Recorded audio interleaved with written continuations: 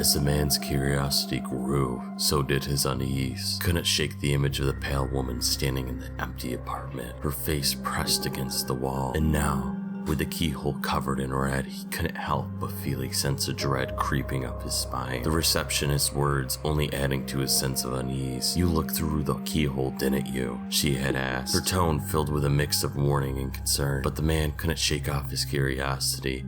He needed to know what was behind that door without a number. As night fell, he found himself standing in front of the mysterious door again. With a deep breath, he reached to the doorknob. As sweat dripped down his head, he slowly turned it. To his surprise, the door swung open with ease, revealing a dark, empty apartment. He hesitated for a moment before stepping inside, feeling a chill run down his spine. The air was thick with a sense of foreboding, as if something was watching him from the shadows. And then he saw her. The pale woman was standing in the corner, her back facing him. Her hair hung like curtains, obstructing her face. The man's heart pounded in his chest as he took a step closer. His instincts screamed at him to run. But before he could make a move, the woman slowly turned around.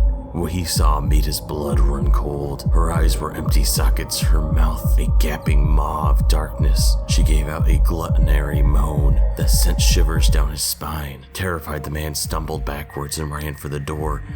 Slamming it shut behind him, he could feel her presence lingering behind him, like a cold breath in the back of his neck. He raced down the stairs, his heart pounding in his ears. As he reached the lobby, he turned back to look at the door with no number. But to his horror, it was gone. In the place stood a blank wall, as if the apartment never existed. Trembling, the man stumbled out of the building, the image of the pale woman burning into his mind. He knew that he had disturbed something dark and malevolent, something that he should have left undisturbed. And as he walked away, he couldn't shake the feeling of the pale woman still watching him, her empty eyes following his every move. It was a fear that would haunt him for the rest of his days.